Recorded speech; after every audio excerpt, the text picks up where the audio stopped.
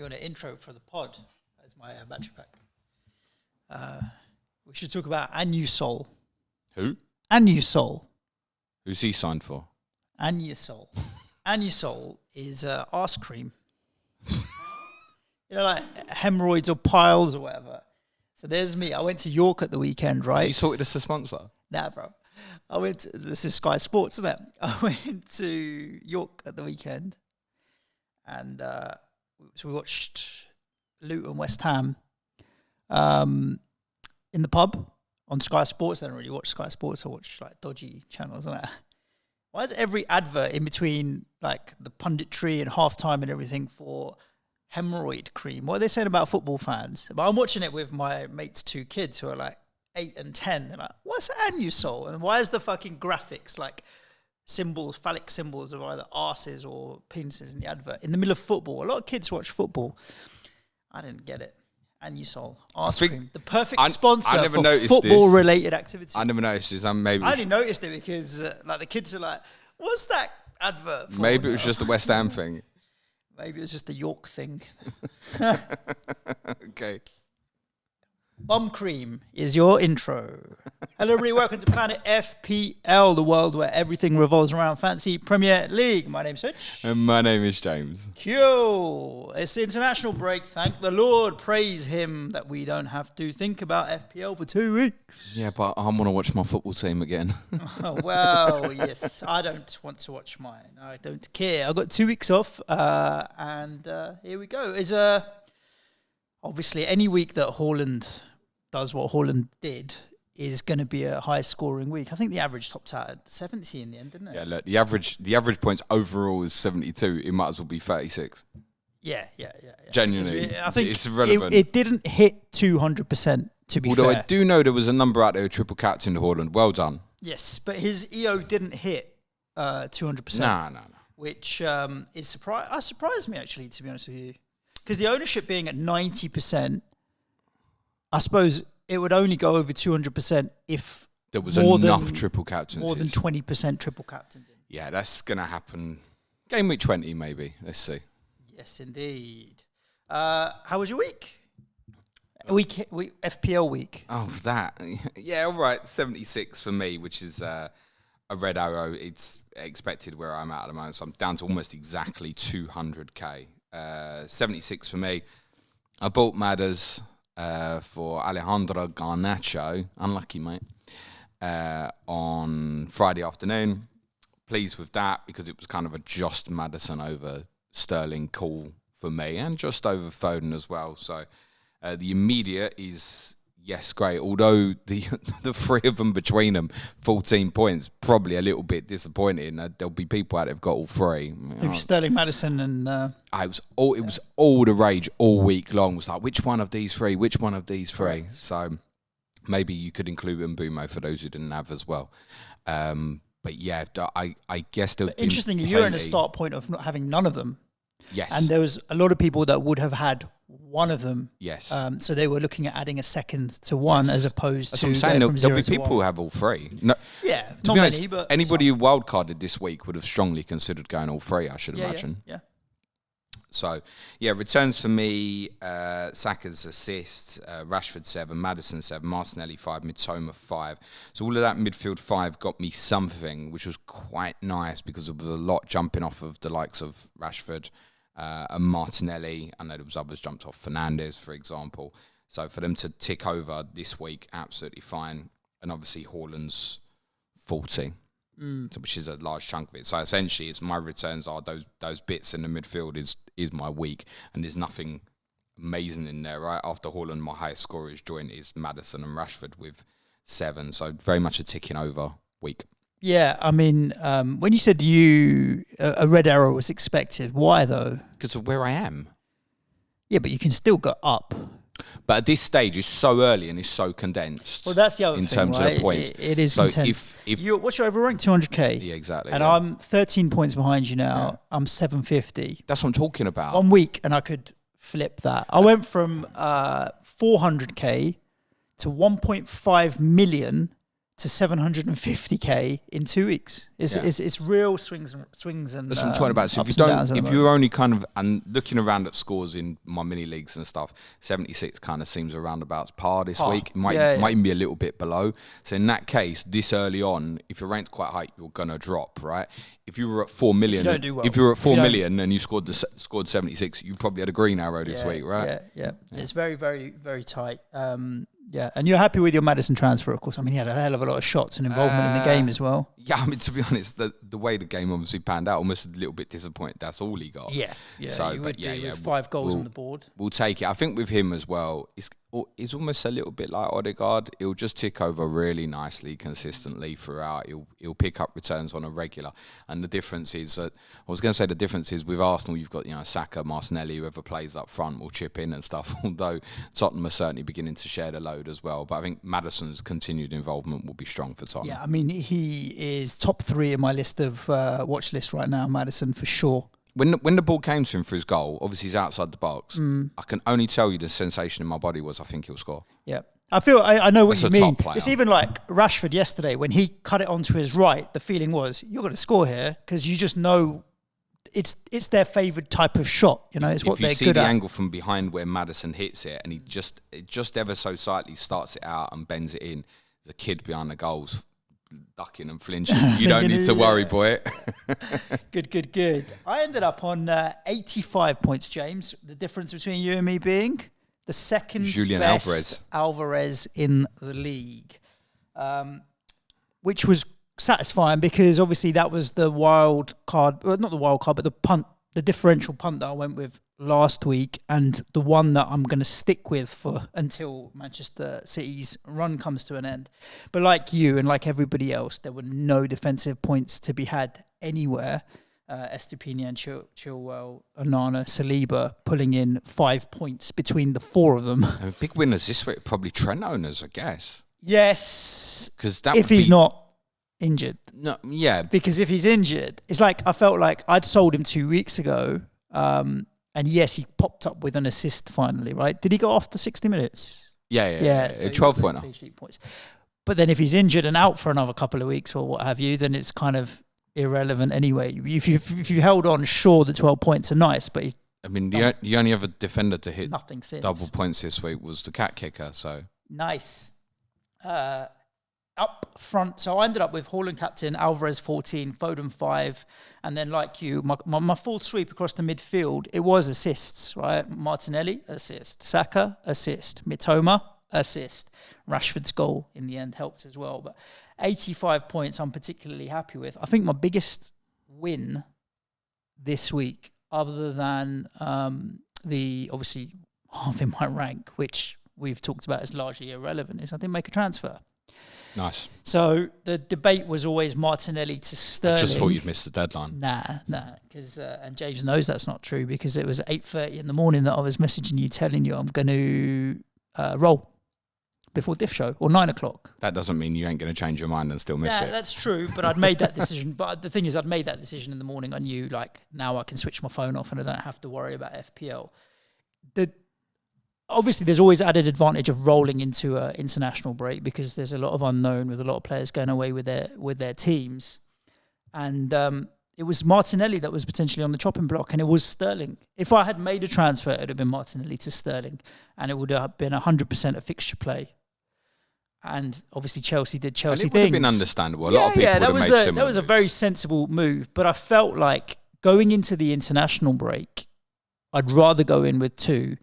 Obviously, also, you're not selling a bad player in Martinelli. Yeah. And coming out the other side of the international break, they're going to Everton away. And I'm like, well, what if Sterling picked up a knock or an injury or anything like that? What if someone else sticks their hand up as the player that we all want to go to? I'll give you another example. Would have been like Maddison would have been second on the list of where I would have gone, like everybody else. Say Madders picks up a knock with England, right? And everybody's thinking about Sonny right now. I'm ready to go with 2 free transfers and money in the bag to go Martinelli to Son should I want Spurs coverage rather than Maddison. So I almost feel like as much as the green arrow, now having the flexibility of 2 frees going into international break is as useful to me as anything else. Yeah, it's a great position to be in. Yeah, and the attacking triple City, I think they're going to still keep picking it up. I did say, like, I'm waiting for the week that they racked me up 40 points, 39 this week between the three of them. And Haaland's obviously half of that, which is par for the course. I also said, like, over 5 weeks, 60 points out of Foden and Alvarez. They're on 25 after 2. So on course to be able to pick me up those points, and then Alvarez I can move on and what have you. So yeah, it was a good week.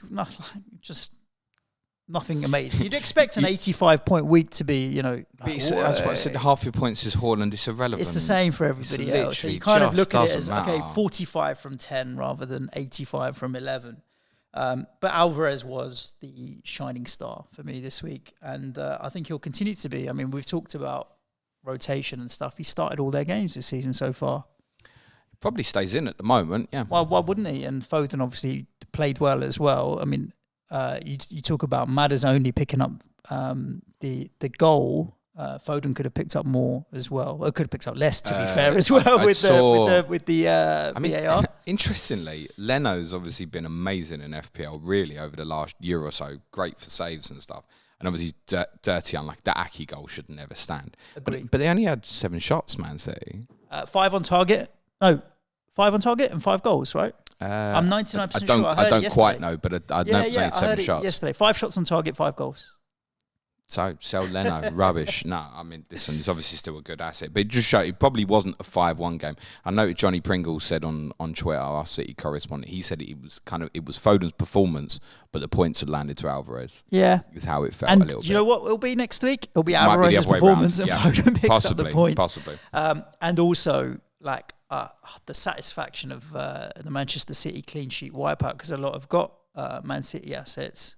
I just think, yeah, sure. We've had questions in on Twitter, James, and it's like, should we just go Haaland only for Man City because the rotation is a pain in the arse? I'm like, the rotation's, it's defensively, it's a headache.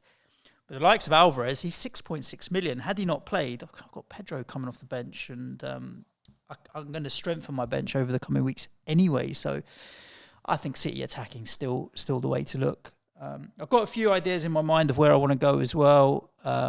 Although whether or not I'll be making a lot of these changes in the next week, or not rolling again, but carrying forward my second free transfer. Onana, yeah, he ain't been performing particularly well. And if you're telling me that now, because of injuries, that Manchester United's starting centre-back pairing is going to be Maguire and Johnny Evans, then Onana is definitely ready for binning.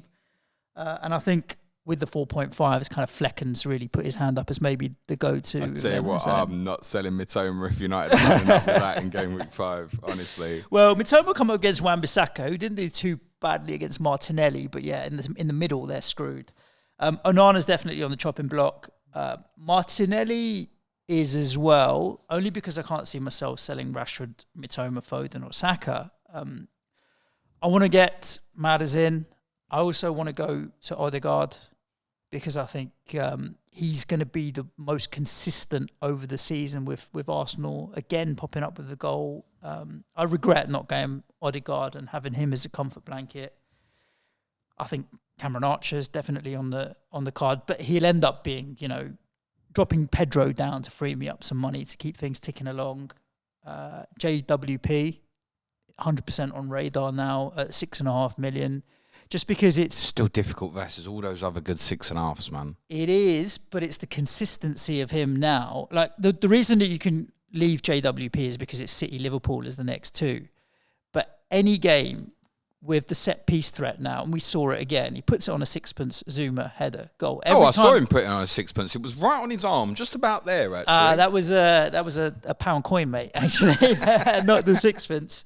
But any game, every time we get a corner, he's picking the ball up. You're thinking this at any moment it's going to be a goal or assist coming. So he's firmly on radar. Like if someone was saying who should I buy, him or Bowen, I'd go JWP and save yourself the money. I don't know. Save yourself the money. Bowen adding away goals to his repertoire. I'd be very interested. Not at the moment though, because as you said, it's City at home, Liverpool. Yeah, there's a few players there that put their hand up, that are all on my radar at the moment, on the watch list, but nothing that I need to force this early. And I'm thinking that there's going to be some screw-ups in the international break with injuries and that kind of thing. So yeah, there's loads of things on my mind in terms of potential moves for game week 5, and they include doing absolutely nothing, by the way, because there's not a huge amount wrong with the team. Exactly. You think, if I could move a Martinelli to a Son, we'll obviously talk about Sonny a bit more in a bit and why he's very much back on radar, and it's not just the goals at the weekend. I could move that sort of thing, but if I end up just sitting with Martinelli, it's fine. Everton, mate. Exactly, against Everton's right hand side, it's absolutely fine, and that might be what I do. Someone like Archer, you'd mention, you think, right, move João Pedro down to Archer, and then that would allow me something like Martinelli to Son, for example. Yeah. But I've got this real consciousness in my mind about some forwards potentially putting their hands up in forthcoming game weeks, such as Darwin Núñez, for example, and knowing once I commit to that Archer decision, it's a -4 then to flip it back the other way and stuff. I know where you're coming from, because yesterday when I'm just looking at it, if I go Martinelli to Mathers and Onana down and what have you, end up with 3-4 million in the bank. I'm like, why am I going to go from Pedro to Archer to free up more money when I can go Pedro to Jesus, for example, because I've freed up an Arsenal spot, because I've given up Martinelli, who's now obviously come off the bench and had an impact, or Darwin, like you said, because I've got no Liverpool coverage and they have a bit of a fixture turn in a couple of weeks. So, yeah, money ain't no problems. Money ain't no problems right now. So, I think, honestly, there's loads of moves. Like, for example, you look at my squad at the moment, you think, right, João Pedro's going to go. He's either going to end up going up somewhere eventually, or he's going to end up coming down. Rico Lewis is obviously doing nothing for me. That's something I need to move and sort out at some point. But the team is just steady. And with that in mind, as much as, oh my God, I want to thump Sonny in and stuff like that, just wait. Honestly, with the international break, the chance I could spend all this time in my head thumping around about, should I make this move? Should I make that move? And the chances are someone in that squad will get injured and it'll make the decision for me. Mm. So this is relaxed. Is relaxed. Exactly that. South Korea playing international football. I would have thought so. Yeah. Okay. Fine. Yeah. Cool. Should we cover off some of these games? There's plenty of talking points throughout them, including a bit of refereeing and in your game, controversies as well. Well, you're the same person that on this podcast said, James, that it is impossible to jump without raising your arms. We didn't even jump. He did jump. He didn't even jump. He jumped. The big thing. Do you think? Just tell me you think it's a penalty. It probably. Shut up, bruv. But the thing is, the way it drops down, if it's given for you, if it was given for us, if it was given the other way, I wouldn't complain. And the fact that it's not been given the other way, I wouldn't complain. I don't think you handled it. Nah, the ball comes so far. It's not like he's. But it comes over some people. Yeah, I get that, but what's he it got his arm doesn't change out the for? Trajectory. It's his arms like that though. What's it doing? He's about to jump, isn't he? If you raise yourself to head it, but it's like that out in front of him. This is terrible for the audience. It's like that out in front of him. No, it's this way. It's a chicken wing. It's a penalty. It's a chicken wing. It's a penalty. Was it given? No. There we go. It's a penalty. Luton 1, West Ham 2. Did you enjoy it? Well, I wanted to pull my eyelids out. I didn't care. I went into the game, you go to a team that have just come up, they've got nothing on the board, and you're thinking, well, we should be beating these. But when you think about the game state, right? First game at Kenilworth Road, under the lights, atmosphere is going to be lively. They're going to be super aggressive in it. This was one of those games where I'm like, you know what? I don't care about beating them 3s and 4s, even though they're a promoted team. Get the points and piss off, yeah. Yeah, exactly that. I get that. And the first half, there were so many periods where we were just side to side in our own half, and I'm like, a West Ham player is going to get sky passing tears for a change. But I just didn't care, because all I wanted was, if we're killing the atmosphere, quietening the crowd, and just dulling their exciting first game at home, good. And then when the moments of quality we needed came, with Paqueta putting it on another sixpence on Bowen's head, the keeper should have done better. We were able to raise our game. And I give Luton credit, don't get me wrong, because of their work rate and intensity, they will have chances, and they will play worse than they did against us and end up winning and drawing a couple of games. But ultimately, there was never a period in the game where I felt like our quality wouldn't be able to step us up and win it. Was it great? No. But also, yeah, you've got to factor in the conditions of the game and all of that kind of thing. Yeah, and no, it was I agree literally with a that. case of keep them quiet, dampen them, frustrate, and then when our quality needs to tell, it can tell. And with the first goal, it certainly did. And then the delivery on the second goal certainly did. Most of their efforts were from corners. I mean, they had a lot of corners. And they'll be dangerous from them, I think. Half chances off corners. They probably should have done better with a few of them, to be honest with you. But in the end, I feel like we were good. We were okay. It was a completely different game where we've got nearly 60% of possession, where we've played 2 games where I think I heard Mikel Antonio say on his podcast, the game against Brighton was our lowest possession in a game since 2006. So you nearly completed more passes in this game than the previous all three 3. previous. Yeah, and you've got to factor that. It's a completely different style of game for West Ham all of a sudden. So with that in mind, I thought we did particularly well. I think the change in formation 4-1-4-1 with Alvarez almost being like a sole holder, I don't think will stick for all games, but a game against Luton where we wanted to, we can. And JWP is a lot more versatile than a Thomas Souček, for example. He can play higher up or he can drop back in, and he gives us that flexibility. Bowen was good, Baron was good. It was fine. It was fine. It's 3 points. That's it. It was very much set up with almost like a cup shock feel. Yeah, kind of. That's what you mean. Yeah. And to be honest, the game felt a bit like that. This is going to sound a little bit disparaging, but I can only tell it as I saw it, because that's what I felt watching the game. Was like it was like that without the intensity of a cup game. Yeah. But it felt like the actual. Can I be honest? Luton to me don't look like a Premier League team on what I'm seeing so far. The quality from them was tough games, is what I'm saying. The way I would say it is, I was thinking about it, was if push came to shove and that was a cup game, say we needed to win 3-0 and they needed to win 1-0 for an outcome, I would have more confidence in us turning up the heat to win it 3-0 than them scrapping out a result. We just didn't need to, and we knew what was happening on that day. And it felt like, I'm honest, like, it's not a complaint, but it did feel weird having to play a game on transfer deadline day when there's so much other news and nonsense going on, that it felt like a distraction all day, and suddenly, there's a game of football. I don't think it affected West Ham from a footballing point of view, but it was a bit weird. I'd said on one of my streams on Friday, I thought it was something the Premier League might look at again in the future. Not bother. You look at situations like Forest and Brennan Johnson trying to prepare for Saturday. Is he your player? Is he not your player? It doesn't feel right? It's a little bit ugly, almost like. But the Premier League don't want to do it. The Premier League a couple of years ago tried to bring it forward to prior to the season, didn't they? And every other nation in Europe went, no, we ain't doing that. So then the Premier League was at a massive disadvantage. The Premier League would like to bring the deadline forward to before game week 1 in terms of the transfer window, but they know the rest of Europe won't follow, so they can't do it, essentially. But in terms of the Friday deadline, you'd almost be better off going, do you know what, sod it, we're going 4th of September.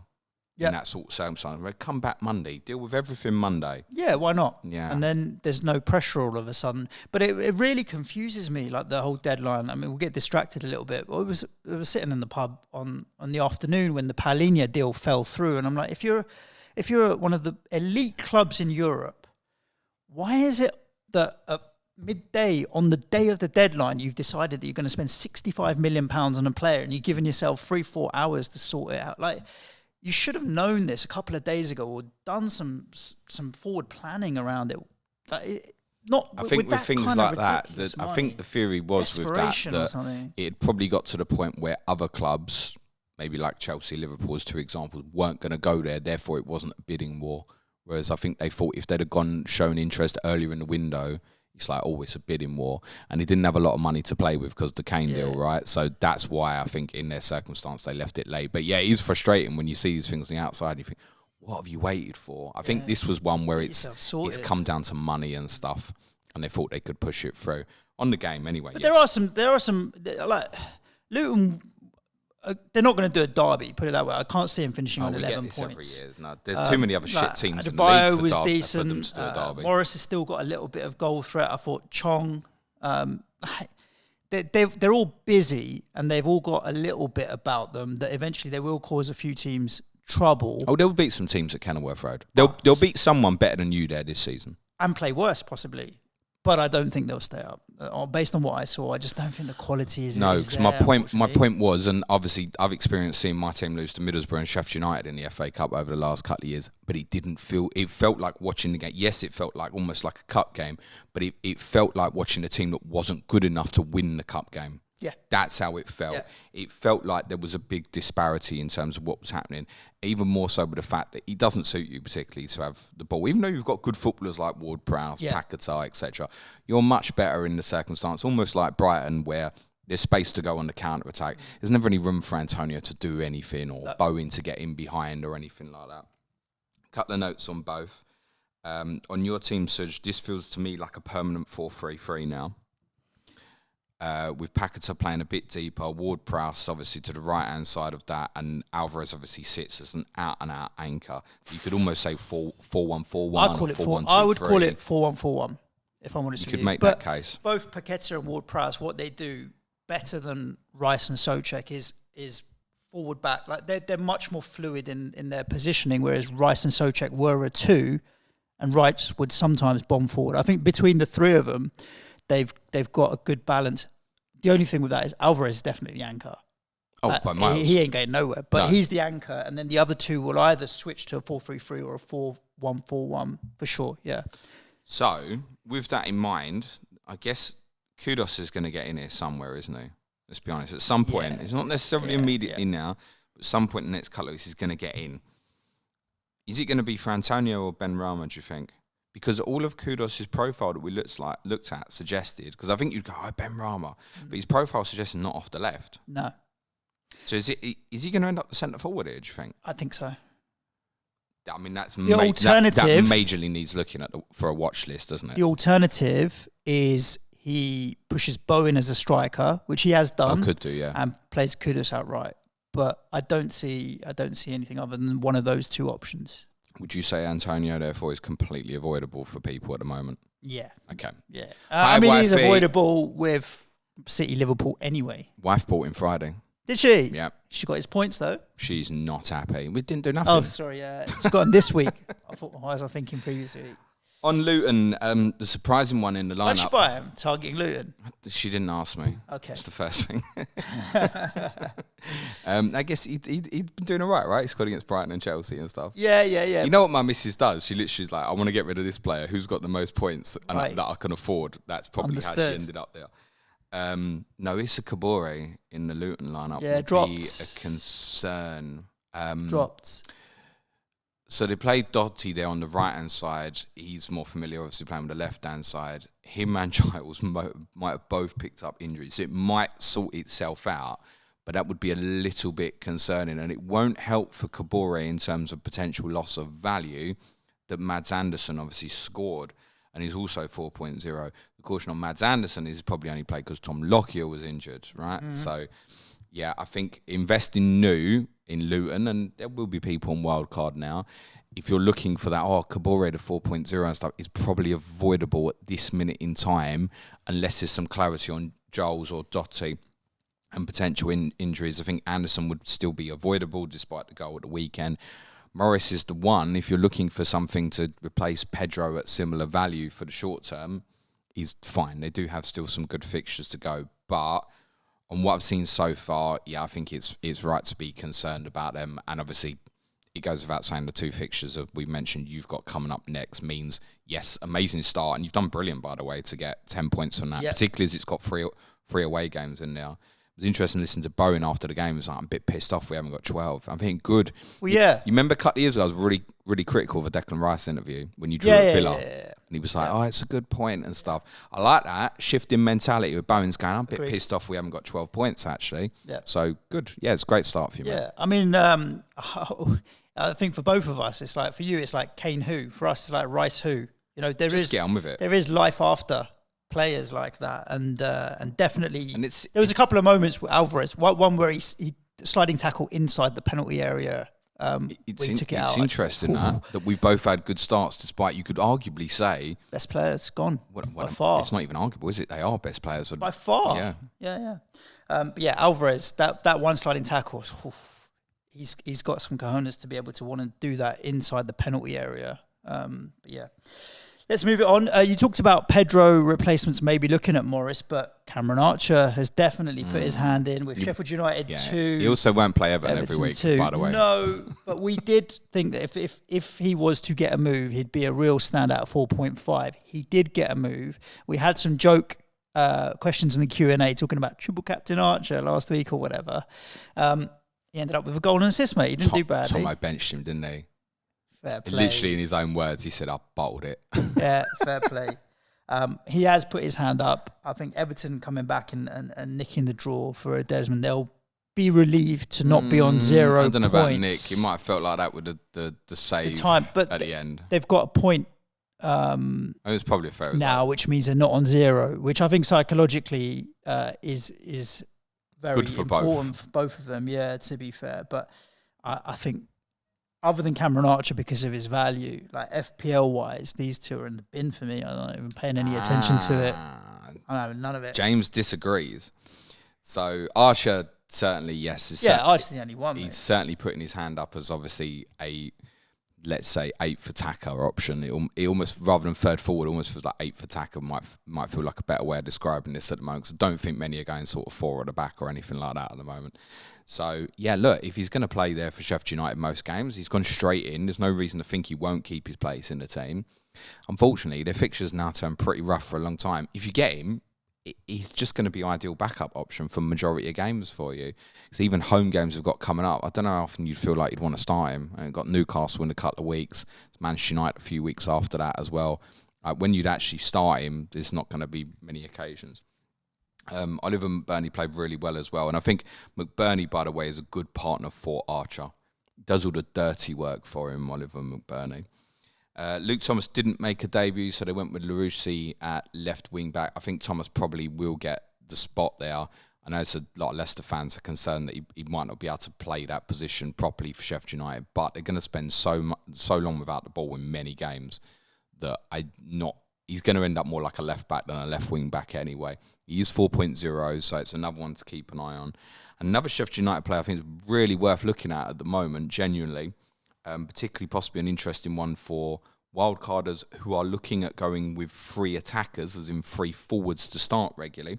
He's a player you won't have even seen yet, James McAtee, who was on loan there last year, got 12 attacking returns. City. Yeah, got 12 attacking returns last year in under 2,000 minutes. He's not going to be a regular 90-minute player. Does he probably get in that team regularly? Yes, I would have thought so. I would have thought he does. Yeah, probably in place of Norwood, and they shift it about a little bit. But he'll chip in with the odd returns, and he has already dropped to 4.4. Midfielder? Yeah. And that's worth keeping an eye on. Now, again, he's the one, if you're looking for that cheap option, it's more one for people who've got, say, your Salahs and your Trents, where you're struggling with the money a little bit, that, yeah, consider that. It might be a while before he goes in, and it might be for others that wait in longer, and you pick him up at 4.3 possibly. But yeah, that's a really interesting option, actually. He would have the capability to be a bit like Pereira last year, is what I would say. It hasn't been obvious with the 4.5 midfielders. He's one that throws up an option. As well. That's the other side of it. But longer term, I'm thinking this as well. He's, as much as I'm thinking, do you know what? There are other good Liverpool assets to cover me. Yeah, but when it comes around those good fixtures from game week 9, there's every chance I'm still going to want to stick the armband on Mo, so I'm probably going to want to force him in. So then players like this, McAtee and Archer, become way more interesting than they might feel right now. So I'd keep him on mind, McAtee, actually, in case you want to end up with 3 up front as part of that. It's conceivable. You look now and go, I'm going 5 in midfield, sure. But if you decide you want to force in 3 Liverpool for that period, what would we look at as best 3 right now? If you had to go Liverpool. If you had to go 3 Liverpool right now, forget the money. Oh, forget the money. What 3 Liverpool would you want? Obviously Salah. Yeah. I'd chuck in Nunez. Yeah. I think I'd probably buy a Szoboszlai. I can accept that, but because he's been returning and he's been involved. So I'd probably go Szoboszlai. Money, no object. It's Trent, mate. Yeah, but he might be out and injured. I actually wouldn't go Trent. I don't think so. I actually wouldn't go Trent. Fine. Same with City. I think they're just going to leak annoying. At that value, I want the odd clean sheet. But if you do decide it's Nunez, then to go with Haaland, is there no other forward? I've got Alvarez. So it might be that someone like McAtee becomes useful. On Everton, I think Jared Branthwaite is certainly worth a look as well. So if you're sitting there with someone at the moment, like, I know obviously Gabriel played yesterday, but if you're getting a bit sick of that sort of thing, you think I want to find some money from somewhere, having him go in as 4.0, I think he's going to be first choice for Everton now as left-sided centre-back. He's way more suitable for Tarkowski to play right-sided centre-back as well, in my opinion. I think he'll stay in the team. He's one of them, he's not going to be tempting to play very often because they're shite defensively, and he'll tick over. He'll tick over in there where he could become your 15th player, if you will. So I think you could look at that. Between now and when they got Forest in game week 14, so you got Arsenal, Brentford. Then there's Luton, 2 good home games.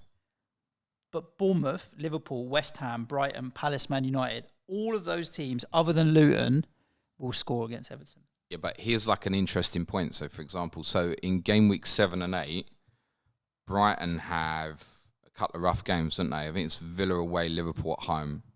Now, listen, you can play Stupinan in those fixtures, but someone like Brantford, actually, in that little period, you might even go, could I? Bournemouth at home, Luton at home?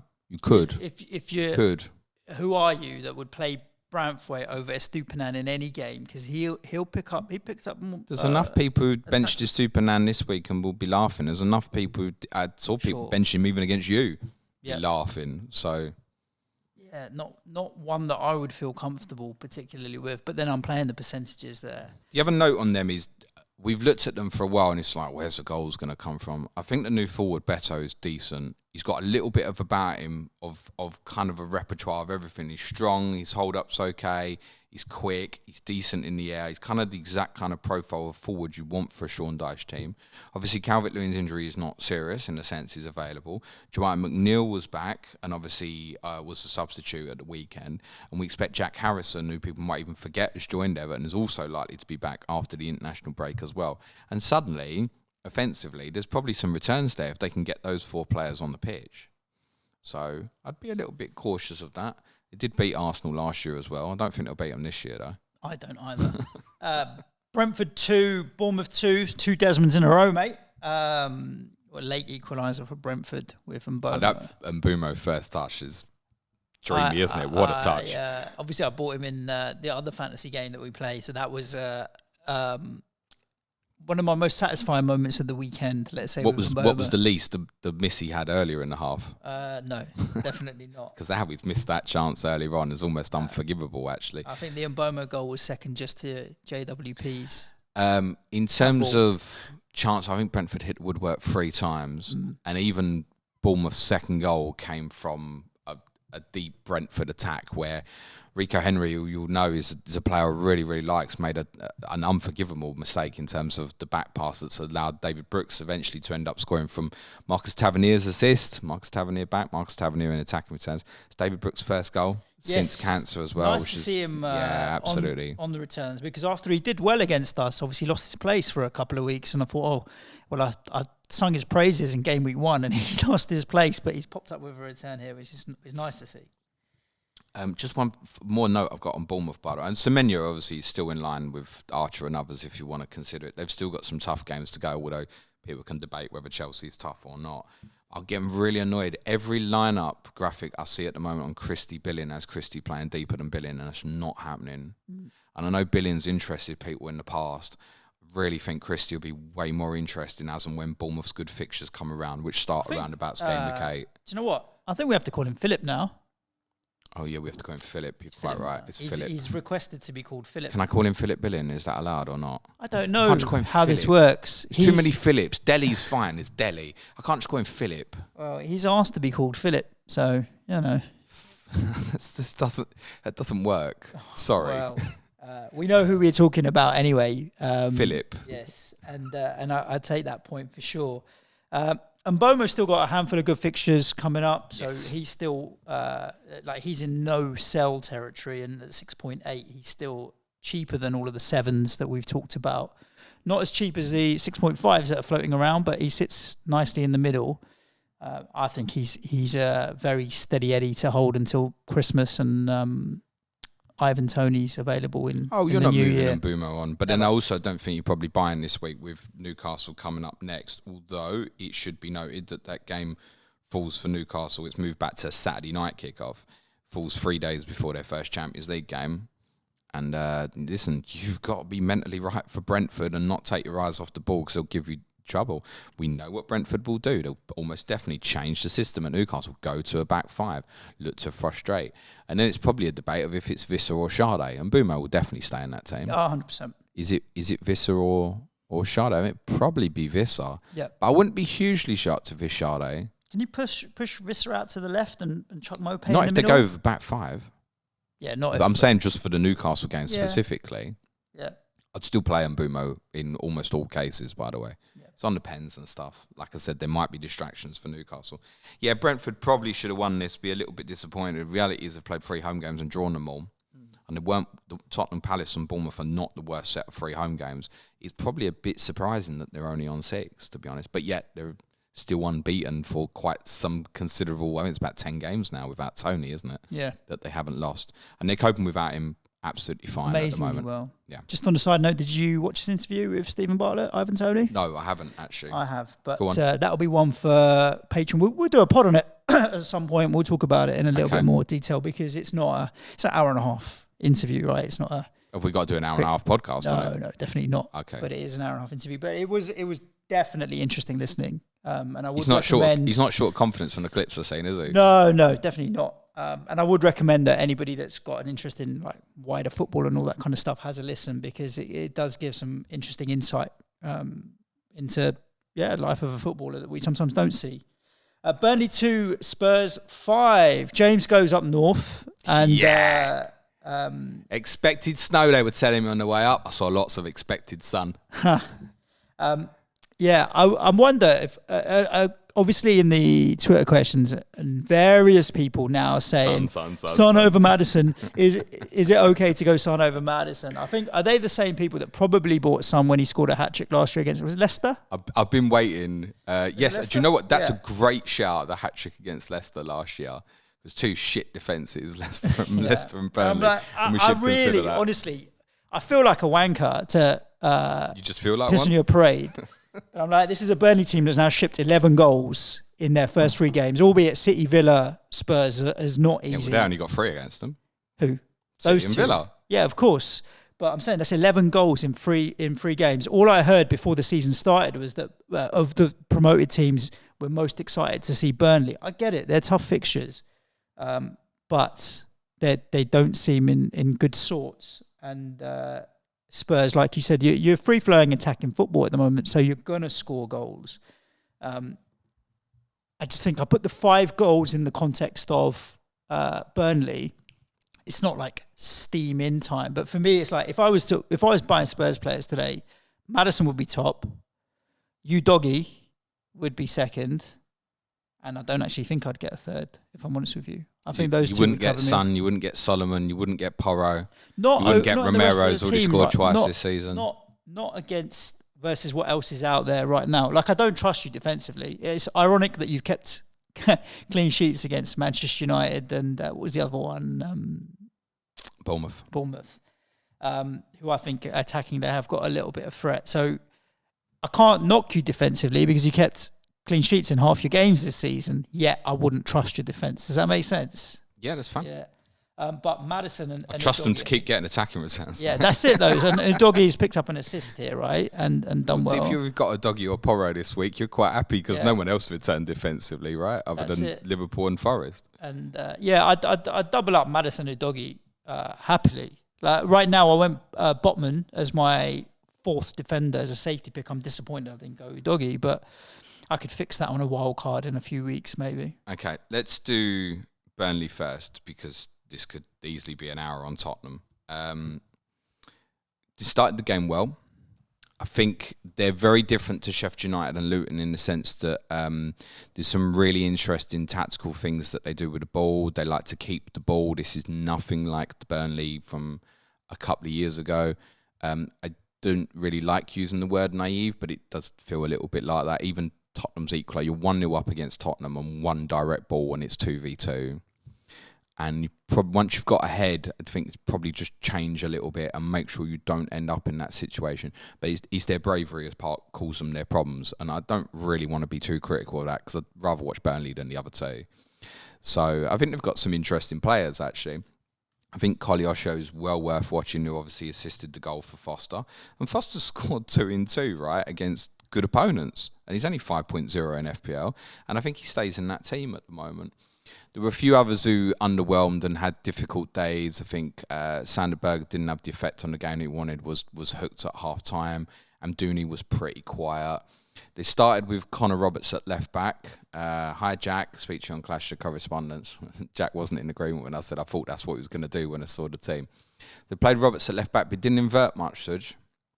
Kind of held, and that might have been because Tottenham hold the width so well through Kulusevski and obviously Solomon, who played, that they just didn't feel like they could do that. Or that was part of the tactical structure.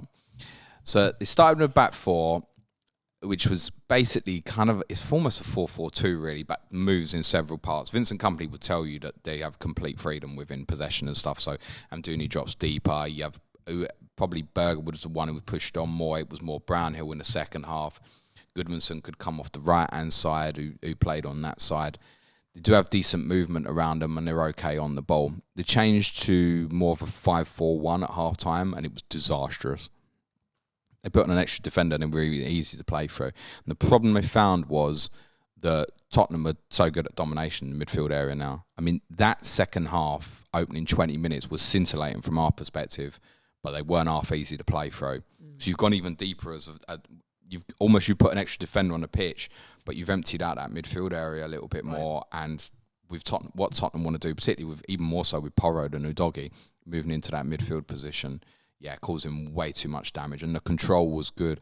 To be honest with you, 15 minutes into the game, Sergio, I was a bit worried because they were all right. Yeah. But then once we equalised and we got control, we were the better side for the rest of the first half. And then, like I said, that opening the second half. I mean, anybody who comes up and just is a little bit under 100% is going to get beat with the way we play in that mode. So, but I think there's a few from Burnley to keep an eye on. Their fixtures are still tough. Doesn't help. It's Forest next. Feels like a big game. Away. Yeah. And Forest, we know, City ground. And Forest obviously had a good result this weekend. Then there's tougher fixtures. Then it gets easier from sort of roundabouts game week 9, 10 or so. So we've just got to try and keep their head above water. We should remember that they've played a fixture less. I think if it was Burnley's decision not to play the Luton game, that is going to look like a massive mistake, I think. Well, just because psychologically, if they had 3 points on the board now, I think it'd feel a bit different. Forest is a different beast now because of the signings they've made with the likes of Hudson-Odoi and a few others. Forest, Man United, Newcastle, Chelsea, Burnley will. Brentford. They could get to game week 12 or 13 on 0 points. They won't. They'll get bits. They'll surprise teams. Like, I think, to be honest, like the way they play, for example, when they play Manchester United in a couple of weeks, it might give United some problems, for example, actually. Their easiest game they'll have 5 or is 6 Forest. is Chelsea at home. Oh, wow, that's harsh. They'll have 65% of the ball at Forest. Honestly, they'll dominate the ball. With a decent side, but defensively and individually as well, I think O'Shea particularly had a really, really difficult day. Jordan Bayer, who we were told wasn't going to be back till after the international break, made a lot of tackles, as we might talk about on the Sky Pod on Wednesday, but not great either. They played, as I said, Roberts at left back. Del Croix come in and played as left-sided centre back in the second half. Not great either. Individually at centre back, I think there'd be too many mistakes there. And I can't shake the feeling with Trafford, super talent, and he feels the goal much better than Bazunu did, but there is a striking similarity, I think, and you're asking, is he quite ready for this? And I wouldn't look at any of the goals and say you're particularly at fault for the goals in any way, but it does feel like his presence isn't quite what maybe a 6'6" goalkeeper should be. And he looks and feels like he's going to get beat. You could make a case for that Maddison one because of his size, arguably he should get there, even though it's in the corner. It's a great finish, obviously, and he does hit it really well. Right, for Spurs, I've been waiting for the last 48 hours for someone to come at me and say, you told me Maddison was a better option than Son. Yeah, and I stand by that. What I didn't know was going to happen was what happened was with Sonny going through the middle, right? The first major caveat when you're looking at the next game and going, oh my God, Sheffield United at home, is I don't think they're going to allow the space in behind. Look at how Sheffield United played against City, right? Tottenham are going to have 70+% possession of the ball, right? No space. Whereas if you look at the game at the weekend, it's more like sort of 55, 56%. And a lot of that was because Burnley just couldn't get near the ball at the start of the second half, to be totally honest. Otherwise, did okay. The only thing I would say with Spurs in terms of who the assets are is I know that Richarlison isn't the one now. However, to caveat there might not be space behind, Sonny doesn't necessarily need it. Look at the second goal at the weekend where he's coming onto it. And Sheffield United's players will be a bit like Burnley, Luton, as we've seen. I spoke about this with Luton last week. Is the ball goes into a wide area, and because a lot of these defenders aren't good enough, just shit yourself and protect the 6-yard box and retreat. So if you hold back and you've got the space, and he's allowed to come off short and stuff, if he plays in that position, Sonny, through the middle, you're going to want to get him in quickly. Can I guarantee that he starts there against Sheffield United? No. One of the big things is Brennan Johnson. So I'm questioning now. For me, it's like Richarlison bin, Brennan Johnson in the middle, Sonny back to the left, or Brennan Johnson off the left and Sonny in the middle. But in any of those scenarios, and Solomon can drop in, Richarlison in the bin. I can't guarantee you that Richarlison doesn't start against Sheffield United.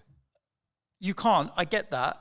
But as an asset, in the bin for me, because I don't think he's we should note as well, right? He went off at Fulham Tuesday night. He did score. He didn't play well, but he did score. And there was rumours that he had a potential knock. Postecoglou said he was fine, but it is possible that he wasn't at 100%, and that might be why he didn't start in the first place. What I tend to think is, though, it's actually in relation to Son why Richarlison didn't start. And what I mean by that, it's not about the centre-forward position. It's actually about the wide position. Because a real important thing about Heung-Min Son was something I said on I think I said it on our Tottenham Patreon pod last week. He can't beat a man anymore. So he can, in the sense that it's got to be in the space for him. So when he's getting into wide areas, he's basically not taking his man on the outside. And that's what Postecoglou wants. He wants his players who play in the wide areas to be direct. Now, consider Kulusevski, who plays on the other side. He's left-footed, wants to come more inside, can go on the outside as per perhaps Sarr's goal against Manchester United, but doesn't have scintillating pace. He'll beat more people in terms of his ability or his physicality.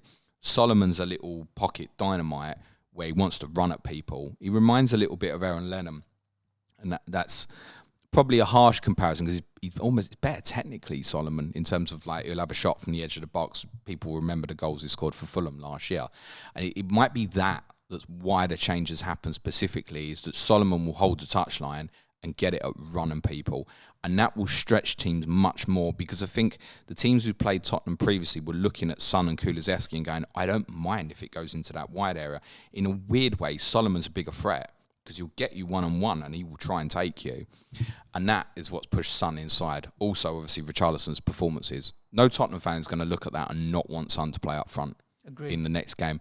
Whether it stays there, I'm not sure. And obviously, there is Liverpool and Arsenal afterwards in the other way round. But the Liverpool game could be great for Son. As a non-attacking Spurs asset owner, I'm looking at Sheffield United at home and thinking I need to watch that behind the sofa. But then you got Arsenal and then Liverpool. And then we're into game week 8-9 where a lot of people are going to pull in the old wild card out. I almost feel like, as much as I want to go Martinelli to Maddison next week is a very loose idea. If I leave it, I'll leave it till game week 8. And then after you've got the Liverpool game out of the way, maybe steam into 2 or 3 of them. Do you think that's feasible for people to just leave it if they're not already on and just avoid Sheffield United and then come back after Liverpool? The other thing is, obviously, look, we're recording this Monday night. He's already had a price rise. He's 9.1. So the second one's not going to come for a while. So sit on this and breathe on it, right? So I've got 0.2 in the bank, Suj. Rashford to Son, 8.9 and 9.1. I could do it. Yep. I could do it. But I'm not going to be in a position to at least the internationals go where I force it. If they look like they're going to cross over next Saturday where it becomes unaffordable, I'll let it go. I'm not doing it early. I think that not during the international break. It gives the people a fair opinion. And I think the big thing is, look at what Sheffield United have conceded so far, right? So, okay, it's 2s, base, isn't it? 1 against Palace. But they haven't been destroyed. Nah. And the chances are Tottenham probably will beat them quite comfortably. But the spacing behind isn't going to be in the way that it was in that particular game against Burnley. That might be the best he gets all season in terms of space behind. So it's a narrative you can spin either way, because like I said, if he's given space on the edge of the box, you know what he can do with his finishing. Tottenham, I think, as much as I want to give Richarlison this 10-12 game period that I've stressed, I don't know how Ange would look at that at a weekend and not think that's now the right solution, is to play Son through the middle. It's just so much better for the team. And it also stretches teams as well, because teams are thinking, oh my God, I don't want to leave Son in behind. So then there's even more space essentially in midfield, which allows for greater domination as well. On the fullbacks, we have to cover Porro's pass for Son's goal. I mean, that as an element layer, that pass is like De Bruyne, Alexander-Arnold-esque. And he's got it now. When Emerson started game week 1, and people, why is Emerson? It's because I said Emerson understood the position much better. Pedro Porro is absolutely getting it now, and he's been absolutely brilliant for the last couple of games for Tottenham. There's more upside in him than Udogie. He is a little bit more at risk than Udogie, because the difference between Porro and Emerson and Udogie and Davis is not as big. Udogie is phenomenal. I read a comment at the weekend that said I think he'll be playing for Man City in a couple of years, and I did think, I can see that. He's absolutely brilliant. Might be sooner than that, mate. They do need a left back, don't they? They haven't got a left back. They keep playing centre backs at left back. Hopefully he'll stay with Tottenham. I mean, he's just got the whole package. And the big thing with Tottenham as well is when you think about that back four, although people say, Porro and Udogie won't be able to play in a back four. I mean, they are doing it at the moment. The recovery pace of all of them is outstanding. And that's how they're getting away with a lot of stuff at the moment. And he tucks in round to cover for Van der Ven when he pushes in high really well at the moment. You feel under no duress. If the ball goes over the top and it's Udogie racing back with someone, you just think he'll either get there first with speed, or if it's not speed, he'll outmuscle the opponent as well. That's what I meant when I first said to you, don't look like a kid, right? He's got all the physical attributes you'd want. What a good player. If you got Udogie, you'll be happy. Personally, if I was to pump one right now, I probably would gamble Porro. I just think extra. Porro will strike from like 25 yards and stuff. Doesn't care. Udogie won't. So with Udogie, you really are relying on those kind of underlapping runs, if you will, which, listen, that's led to assists in consecutive weeks. So a very good option. Romero's obviously scored twice. Like, avoid that. Yeah. It's one of them where that's the sort of one my wife goes and buys, right? Because I think he might be the highest scoring defender at the moment, possibly, maybe after the weekend. But yeah, avoid that. It's definitely one of the fullbacks in my opinion. Cash was probably up there until he added his third goal. And Pape Sarr is obviously started the last three. That also offers you potential at 4.5 as well, as he's not out of my thinking either. So it's gone from probably this time last week thinking Maddison plus one defensive if I want to go there, to now looking at it and going, there's loads of options, because Solomon is 5.3. Like, if he stays playing out there, so you'll chip in 2 assists at the weekend, and exactly what you said as well. Where does Johnson fit in this? My instinct is with Johnson is probably direct competition for Kulusevski. Looking at that now and you're going, how quick would that front three be with Solomon, Son, and if Johnson plays on the right? And the necessity for Kulusevski's creativity is nowhere near as big as what it was. Yeah, I get it. And again, look at Maddison's role in the 5th goal as well. Like, he's running the game for Tottenham. He's playing so well. So yeah, I'm buzzing with the way we're playing at the moment. But I wouldn't be going early, and there's question marks. You have to remember that as well. If Son goes back on the left, he's a shit option. Son through the middle, very good option. And we could even look at it now and go, well, he's probably definitely got favouritism over Richarlison. We don't know if there's any intention to use Johnson in that position right now or not. We just don't know. So quiz question, there's got James. to be caution. Romero is the highest scoring points defender in FPL. Who is second? I think it was Joachim Andersen. I don't know. You are right. Joachim Andersen, as those two as the top 2 point scorers in FPL's bonkers. I tell you who's not up there in the top is Ben Chilwell. Chelsea 0, Nottingham Forest 1. So Ben Chilwell's a must, and he's just not returning. This is brilliant. My friend's young lad, who is like 9 or 10 years old or whatever, I said to him on Saturday morning, go on, I'm going to give you £1. Give me a little accumulator on the 3 o'clock games and I'll put this £1 on for you. And as soon as he said Nottingham Forest over Chelsea, I was like, bro, I'm keeping my £1, mate, because I am not putting that bet on for you. And I had to eat a lot of humble pie at about 5:30. So can your boy sit here with me next Monday? I had it with custard. It's not my boy, it's my mate's boy. Oh, your mate's boy. Can he sit here? Because he also tipped, actually 3 or 4 of the other selections all were wrong. So I got away with it. Where I was like, well, you still also said that Everton were going to win and Brentford were going to win. So I got away with that one. But he did tip up Nottingham Forest, and I was really surprised that it was a debate whether to play Turner over Onana because I didn't think either would keep a clean sheet. So it really was. Didn't watch my deadline stream, did you? Who's gonna keep? Didn't watch my deadline stream, did you? No, I didn't. Who's gonna keep? Who's got more chance of a penalty save or a randomness? And in the end, I went with Onana. I should have gone Turner. You didn't play Turner. No, I played Johnston home to Wolves. I mean, it's a little bit different, isn't it? Turner and Onana was a coin flip. It really was. Poch, man. He's going to get sacked, isn't he? I told you a couple of weeks ago, he's not magic anymore. I'll go back to what I'd said to Chelsea fans and including our correspondent Gary Mantle recently and during in pre-season. It will take time to see what you want to see in terms of the strategic ideas and stuff. At the moment, it looks a bit questionable. It's still, is it back four? Is it back three? Is it back five? What is this system and stuff? And he's obviously trying things. And they obviously need to integrate some new personnel into the team, like Cole Palmer, for example. We don't know if he'd have a favouritism to play Benoit Badiashile, for example. We don't know these sort of things at the moment. It might be Breuer longer term. You might think Breuer's the solution up front. I've no idea.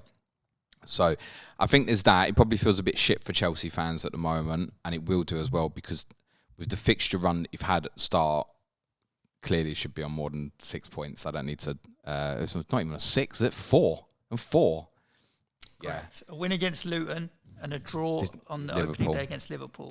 You obviously should be on more than 4 points. So you're now looking at going, all right, it's only a win against Luton, and I think that's only, one clean sheet in 14 or 15 or so. I'm kind of reluctant to keep throwing back to these statistics from last year because Pochettino wasn't there. But as I said, every time Chelsea have a bad result until they have a consistent run, last year's statistics are going to keep coming up, I'm afraid. And the reality is, although, Miss Jackson missed a one-pointer, has obviously had a booking and a huge miss that he should score on a different day. Chelsea's performance here is not good enough. They didn't do enough is the reality. And personally, I can't help but look at them and think, what we keep saying, average. The quality is just not... Average. It's mad now. Like, for the money that's been spent. Jackson... Again, as well, 2 weeks ago, it was flavour of the month, right? We both avoided it. Which is understandable why people went there. Last two games, he's picked up 2 yellow cards. He's only 2 yellows away from another ban. He's on 3 yellows. 3 yellows now. So he didn't get booked last week, did he? Well, he's got 3 in total. He said 3 1-pointers, hasn't he? I think. He's had 3 1-pointers. And obviously returned last week. And a 7-pointer. Yeah. He didn't get a booking last week. He's got 2 in the first 2 and then a yellow card this game as well. But he's 2 away from a ban. We're 4 games into the season. The one really big thing here as well is I think more importantly is because people want to knee-jerk at it. Oh, he's frustrated me. And actually, probably the more Chelsea players you had this week, probably the worse your game week was, actually. If you had 3, you're looking at more 1 and 2 pointers than some other people, right? Don't knee-jerk this out. It's Bournemouth away next. Was it Villa at home, Fulham away? Both of those. There's good fixtures still. Says who? Bournemouth away, do you think it's a good fixture for Chelsea as it stands right now? They're going to be in their face at the back. I don't think it's a bad one. Like, if you're a Jackson owner, where are you going to next week? I would only be moving Jackson on if I was a Jackson owner, if I really had no issues to fix anywhere and I really wanted to then go to Alvarez or punt something like a Liverpool attacker or Jesus. But even still, Alvarez at West Ham, that's going to be a very different game for City than what they've had recently, right? Different. But so I don't. You wouldn't go Jackson. Move. Would you go Jackson to Alvarez if that was the luxury you had? You probably would, actually, because I know you're very keen on him. But I wouldn't do that. Nah. Unless it was like for 3 or 4 weeks. The thing is, Alvarez is always short-term, a few weeks kind of move. But if you wanted to go early for Nunez, or if you wanted to go early for a Newcastle attacker in Isak or Wilson, if you fancy that. But like I said, it's an absolute luxury if you really needed to and we're going to burn a transfer. Other than that, no, I think it's okay to hold. But I'm not debating whether or not he's a good asset, but I just don't think Bournemouth away is an easy game for them, and I don't think Aston Villa is going to be an easy game for them. I think both of those, if they lost, I wouldn't be surprised because Bournemouth, as much as they haven't won, they drew against us, drew against Brentford, lost against you. They weren't bad in any of those games. They're a decent team with decent players. Reality is, if you went for Chelsea last week, you went for 6 games. If you went before this week, you went for the 5 games, I think, surely, didn't you? Still, Bournemouth away, Villa at home. Look at you say about Villa, we've conceded 8 in their 2 away games. Yep. Now that high line will be there, right? Yeah. Fulham away, Burnley away. Like, there's still good fixtures there. Don't need you. Oh, I got Sterling this week and he only got a 2-pointer. Listen, Jackson's misses from a Sterling assist, right? You would have had returns for both if you've got both. You're pretty unlucky from that perspective. So I certainly wouldn't need you to move any of them on. You'll look at that and, oh my God, sugar, they haven't scored against Forest. And what will happen now from being in this position last week going, they've done well against Luton, there's good fixtures to come. Now people will be looking and going, oh shit, it was just Luton, wasn't it? And it might be. I couldn't shake the feeling last week that even in that moments before Sterling scored the great goal against Luton, he had a really frustrating moment before that. And I just think he does. I think he'll frustrate really quickly. And he would have been for me if I'd got him just on fixtures. But therefore, if I'd gone there, I certainly would be staying there at the moment. And similar applies to Chilwell, Gusto. We don't know the situation with Reece James' injury status, but he's probably not too far away. Couple of weeks. But those who went on Gusto, you're nicking the value. Fine, he can become your 15th player, if you will, once Reece James is back fit. And I don't suppose they'll rush Reece James with these fixtures, and Gusto's there and his natural cover. There's not as much necessity. It's not like they're shoehorning like Chalobah to right back or something. He was bought as the replacement to stand in for Reece James. He's there. I don't think they need to risk him. No good for Chelsea rushing him back and he gets injured again. He's out for another 6 weeks or something. Chelsea have got to get over that, right? They've got to do what Sean Dyche did with Calvert-Lewin. Get him right. Get him absolutely 100% and right. And if that means he sits on the bench for a few weeks, that's what Chelsea should do, because there's no good keep losing him every few weeks over and over again. See Thiago Silva responding to I heard he Chelsea jumped on fan some account forums or something. Yeah. I didn't really hear what he said, to be honest. Yeah, we was telling everyone again it was Chelsea back four. It's basically was saying that the problem was saying this fan account was saying Thiago Silva should be dropped from the team because it's he that is forcing Chelsea to play a back five, but it is predominantly a back four, and it was more back four. I think in the Luton game it was more profound as more of a five, but it was more of a four again at the weekend. So Silva's playing in a four anyway, and he's the one player in there who's got experience at the moment, because such a young, inexperienced team, to be totally honest. And that means as well that there's going to be inconsistencies. Like I think we saw with Arsenal when Arteta started changing the structure of the team and stuff. Chelsea fans need to be patient. It's tough after a result like that, but they're going to have some inconsistencies. Let's keep it moving, James. We've got 5 more games to get through. Forest. Well, mind you, Mark Summers on COTC. We can talk to him. Ilanga is another one in that sort of $5 million option. Keep an eye on. Hudson-Odoi and a bunch of other players as well. And another one as well, as and when their fixtures maybe turn. I think Nuno Tavares will get in as left wing back eventually. And he is offensive and he does like a shot and stuff. I'm not saying he's any good, but he'll probably get in that team. City 5, Fulham 1. Fulham are done for. I've got no interest in them whatsoever. Of course, Fulham were done for. Paulinho was injured. Not then injured. When I saw Harrison, Paulinho was Kenny on the move. And whoever, they had a 19-year-old kid, didn't they? Who I thought would start, Harris, yeah. He did all right when he came on against us in the Cups. I'm not surprised Kenny got injured and they brought Harris on. That's a good little player. Look, Paulinho's going to stay, isn't he? He'll be back in the team next week and it'll be a very different team. And you think you've got no interest in Fulham players? I beg to differ massively. Luton at home, Palace away, Chelsea at home, Sheffield United at home. When some will be thinking about wildcarding around about game week 9, you could argue that's the best next 4 for any team, arguably. And there's a couple of players on radar for me. It's not City playing those 4. It's not your team playing. Fulham aren't playing Man City or Arsenal now. Yeah, but Fulham will just as easily lose some of them games. I think you got to factor in the fact that they are rubbish. I think you got to factor in the fact they played one game against Paulinho and they drew at the Emirates. Yep, they did. So they should have lost. Short-term options, and these are particularly, I think these are generally interesting for those who might be wildcarding sort of roundabouts game week 9. I think the standout for me is Harry Wilson, who will get returns, very confident over these fixtures. There's 3 at home. Chelsea at home is the most difficult fixture of those next 4. I really think they're worth a look. I also think as an alternative to Archer, Rodrigo Muniz should be considered as a third forward. He's already dropped to 4.4. I was at Craven Cottage last Tuesday and he played up front and he played really well. And he's clearly now got the favouritism as it stands, in my opinion, over Carlos Vinicius, because Muniz is being used and Vinicius isn't. And Jimenez, unfortunately, is still on this record of 20-odd Premier League games without a goal. I don't think it's beyond reason that Muniz could get some minutes here at some point. Now, he probably would sit as your third on your bench, but if he's the 0.1 difference in the short term between buying a Heung-Min Son, if that's what you want or not, consider him for the third forward spot at the moment. I don't think Bobby Deck or Dover Reed should be completely discounted either. The only caveat on particularly him would be obviously they have bought Alex Iwobi, who will obviously be competitive, and William's been struggling with a potential issue as well.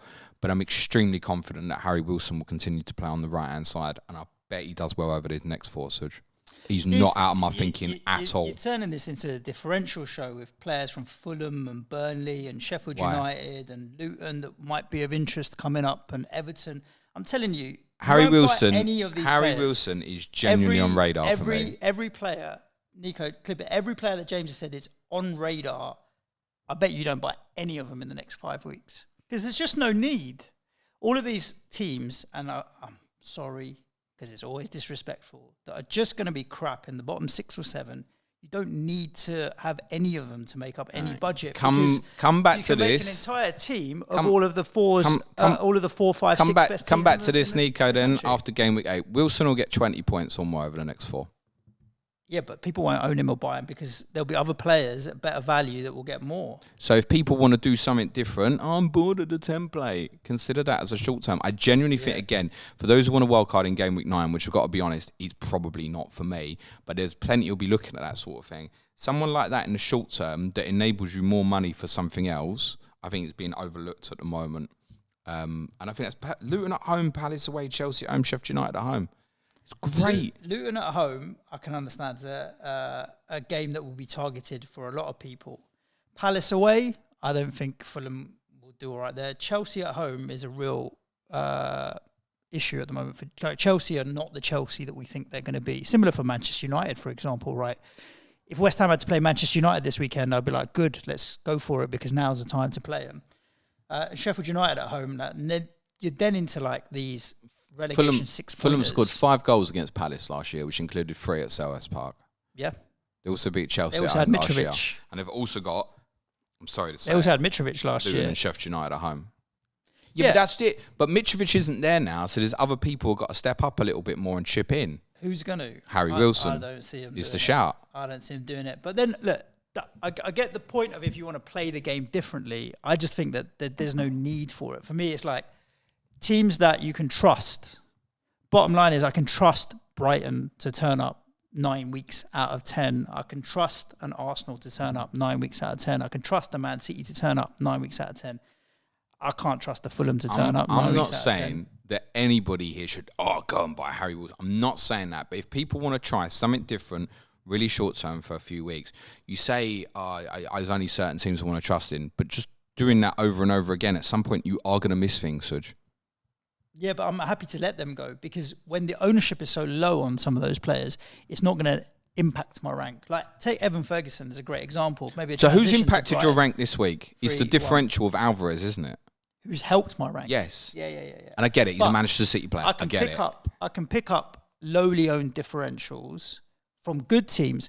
I'll give you an example. Salah this week and this is mildly anecdotal of a few people that I watched content of, like above average and that yesterday. He was saying that Salah gave him one goal of Salah gave him a massive rank rise. Will do. Because low ownership. Again, but Liverpool are a team that attacking anyway. I trust more than Fulham, for example, or even a Luis Diaz. I'd rather go there and find a Szoboszlai, for example, over Harry Wilson because I trust Liverpool more than I trust Fulham. But also, I don't need to go looking for Dross down there. Nah, with it's teams. not. But it might also be the difference that allows something else financially, right? Because he's below those 6.5 levels at the moment. Who, Harry Wilson? Yeah. What is he? It's 5'8", I think, maybe. Yeah, maybe so then cheaper. just go. If you're not playing him and he's benched, just go cheap. Like super cheap, and then I can advocate like a McAtee for 4.4. Just cheap it out, but expect nothing. Whereas if you pay 5.8 for a Harry Wilson, you expect something. And if Raul Jimenez is a striker up ahead of him, he ain't going to get you no points. I'm not recommending Jimenez. What about Evan Ferguson? Because Brighton picked up a 3-1 home win against Newcastle. You're not going to talk about Man City at all. We just argued about Fulham for 10 minutes. There's things we have to cover with City. One, Gvardiol didn't play. And there's a few will have gone there. I enjoyed that. Again, because I didn't pick him. You're evil. And also, I've got a Sky hat on, mate, and I need to win 50 grand, and I need you not to. So helped. Fine. Well, if he doesn't play against West Ham, then he's on the chopping block and he's going to Awaniyi in Skies. It doesn't matter. What's the issue with him? I don't think it's an issue. I think he brought Akanji back in, which, and interestingly, Akanji played to the right of Ruben Diaz. I thought he played in front of Leno. Boom, boom. Don't get it. Offside. I thought his position was right in front of Leno. Okay, I get it. There's no way. There's no way that goal should 100%. Count. I know. Can we just say, I could put any 10 patrons and they will come to decisions better than VAR. I'm not sure. Just as a collective, 9 out of 10 will agree and you go, yep, change the decision. Yeah, agreed. It's not even like, is he in line of sight? Because he's not. But the question is, would Leno have dived earlier had he not been there? And the answer is yes. Therefore, he's interfering with play. This is how we fix VAR, by the way. Instead of just having referees do decisions, we have real humans. Now real humans who are not thinking from a referee perspective and thinking about the actual football will help them get correct decisions because they're defining everything by exact law. Leno has to hesitate, waiting for what Akanji will do. The goal should not stand. Nobody doesn't agree with that opinion. If you don't agree with it, you're a biased Man City fan. That's the only thing I could think. No, it's not affected the game. City won comfortably. That goal should not stand. Any case. There's every chance Vardy will come back in for West Ham. Quite possible. He's a physical player, right? And they know what they're going to deal with against West Ham, right? Don't be surprised if, for example, City go with their 4 biggest, most powerful players. And to be honest, that might not include Vardy. It might be that he goes, I'm going to play Akanji at right back rather than Kyle Walker for concentration issues. I have absolutely no idea. But I wouldn't stress on it yet. Rico Lewis. If Rico Lewis plays against West Ham, I will be very surprised. Oh, mate. Because they know what the threat is. Guardiola will think about that first. How is he going to deal with West Ham's problem of set plays? So there probably will be bigger ones play. Yeah, absolutely. It's not going to be a game that Rodri sits out, for example. He's definitely going to play. That shouldn't affect the forward players because they're all quite small and diminutive. Obviously, Foden got the start. Again, they did similar with kind of coming off the right-hand side and getting involved. He played really well. Obviously, Jeremy Doku got a start on the left. I don't know if there was a problem with Jack Grealish or not. I think there might have been because he wasn't in the squad, was he? I don't think Jack Grealish. I was surprised that Doku started, but then because I thought it was Grealish was fit, a big rumour that went round on Friday. And our good friend Luke Williams, this FPL, he's still waiting for the guy to respond who deleted his tweet, who told him in response that he would cut off his dick live on Instagram if Luke's prediction of the Man City team was correct, and it was. Did he get 11 from 11, did he? Yeah. Oh, lovely job. Also, your man deleted his tweet quite quickly, which I completely understand. But don't make gambles that you can't live up to your promises on, because I don't advocate anyone to cut off their dick. Right, I don't know if Doku will stay in the team. Grealish, I would have thought, would be a pretty good player to play against West Ham if he's fit. I would make a lot of statements, like running through the streets and naked and it's fine, scores goals. But I ain't cutting off. There's levels. Even all these players, like if I say to you, you're not going to pick any of these Fulham and Sheffield United dross players. I'm not going to offer to chop off. And I've had my 2 kids, and I don't need no more. Oh dear! City back to conceding stupid and sloppy goals. It'll happen. Look, this is a goal from a set piece. So at least it wasn't like the usual kind of late goal with 5 minutes to go or something. They're purring. But there should be, with what they've had, they should be on 12 points. The first real challenge, I think, is coming up next in game week 5 at West Ham. Indeed. Any thoughts on not captain Haaland quickly in 5? Not, and actually... Son and Maddison are going to appeal, I think, to quite a few people. All I would say is it's a dumb mindset, which I don't like, but it's the most confident I've been going into a game against City than ever, because normally I expect us to lose 4 or 5-0. I think we'll only lose 2-0.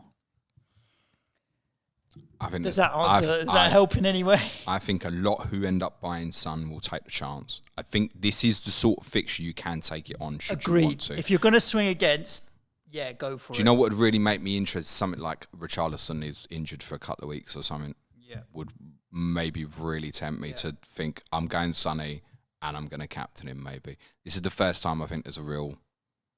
Yeah, well, obviously people went Salah into perhaps. But this is one where, for me, it's a case of sitting there going, is he at home? I want to captain him because his record at home is ridiculous. And if he's got anyone away that is weak defensively, he's getting the armband. This is one that can be debated. And the best alternative in 5, arguably, is Tottenham. Would you consider going Saka over him, for example? Way to Everton? No, because it's an away fixture. I'd rather pick the team with the home fixture. I'd rather pick Sonny if I was. So therefore, I think people would maybe be thinking the Tottenham players if they were to go against. It's going to be a fun couple of weeks for me. This you can go on to your next game now. Brighton, Evan Ferguson. He's not bad, is he? No, priced at 5.9 though in FPL. So is he essential, Suj? I saw someone ask that. Is he essential? Where? Where did they ask that? I saw someone ask that on Twitter. Yeah. Did you block him? No. But I thought about it. Yeah, look, this was a tough game on paper for Brighton against Newcastle, who press well and what have you. And they will have wanted to come back from the defeat against West Ham at home in style and comfortably winning in the end 3-1. They'll be happy with that one, though. Yeah, it's a really good result, particularly after the result they had against you last week. I found this a really difficult one to try and predict what would happen. They obviously made a couple of changes. So Verbruggen stayed in goal with Veltman in at right back. And Jean-Paul Van Heck is worth keeping an eye on at centre-back. Is another one in the 4.0 range. He's not going to play every game, but he's going to play some, and it's worth keeping an eye on. The problem with that is it potentially blocks you off of free Brighton, which I completely get. Obviously, Pedro got his start because Welbeck got a little bit of a knock. It made me momentarily think about maybe not buying James Maddison, but I still did, and pleased I did. I benched Pedro. And he's got to be on the chopping block, I think, unfortunately. Because he started well, he's losing value quite quickly, isn't he? So I just need to decide what I want to do with him in terms of if it's coming down or moving up. I haven't called yet. Ferguson, you would think, he stays in the team now. I do maintain the thinking that he'll be protected. And we don't know how Ansu Fati's going to fit into this yet either. So for me, Brighton are in a, and I would imagine Fati probably doesn't start at Manchester United. And as much as we can be critical of some of their defending at the moment, we laughed about it. I still wouldn't buy a Brighton player this week. Afterwards, it's Bournemouth, it's fine. Then there's a really tough free fixture as well. I've considered selling Mitoma. So it's more a case of exactly that. I've considered selling him for Harry Wilson, Suj. Go on then, you do it. I will chop off my genitalia live on... No, please don't, because I might do it. So please TikTok. Please.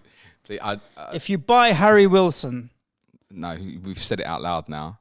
If you buy him... Can you withdraw that statement? Because I might buy him. Go on. Go on. I might buy him. Go on. Please withdraw your statement. Go on. Yeah, it's more about whether you hold or sell. Listeners, vote. Would you rather I did it with a hacksaw or a knife? Go on, James. How do you... Weird. How do you feel about playing Estupiñán at Old Trafford? I'm going to play Estupiñán every week. I don't care. What's your alternative next week? In terms of who I could play? It's probably Estupiñán versus Gusto for me. João Pedro. As it stands. I'd just play Estupiñán, I think. Exactly. That's an easier one. At least you know he'll play. Yeah. I think that the attacking threat makes it worth just sticking and rolling. Ferguson is an absolutely unbelievable talent. He'll obviously sign for Chelsea for 200 million next summer. And I'm sure he'll do well there. And if he can't fix their number 9 problems, no one can, I would suggest. But yeah, you'd look at him at that price, think, I want to go there. I'd caution on him, actually. And it's just generally caution on buying Brighton players because it is coming into a tougher run. The decisions whether to keep or hold.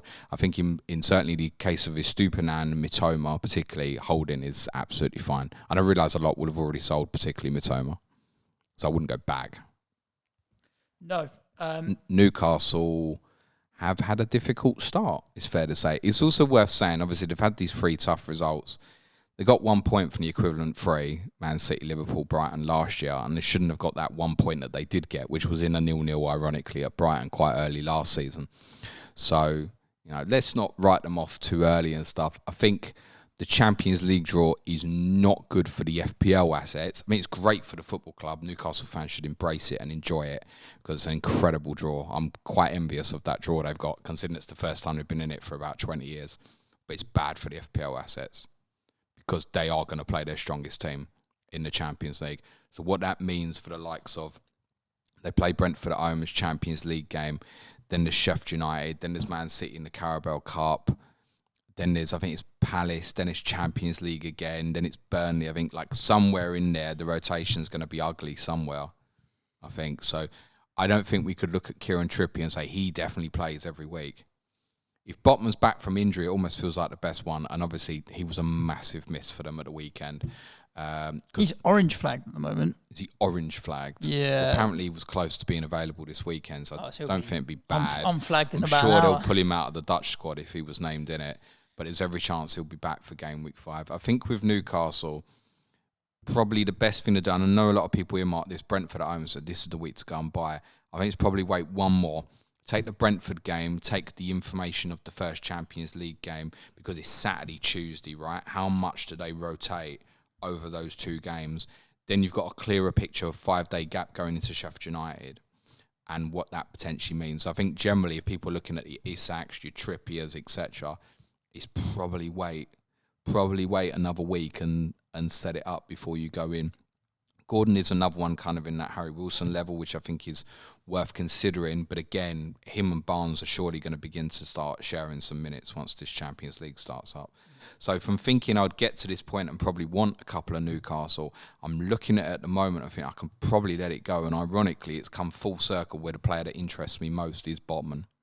Where I just go, oh yeah, Sheffield United away in game week 6. Yeah, I probably want to play him and start him.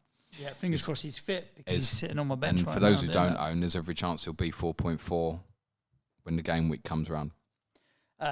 Talking about like lower half teams where I don't mind you tipping up players, Palace is one where if you want to find some I'd much rather buy Harry cheap Wilson stuff in Palace, I don't mind Can we buy Zaha?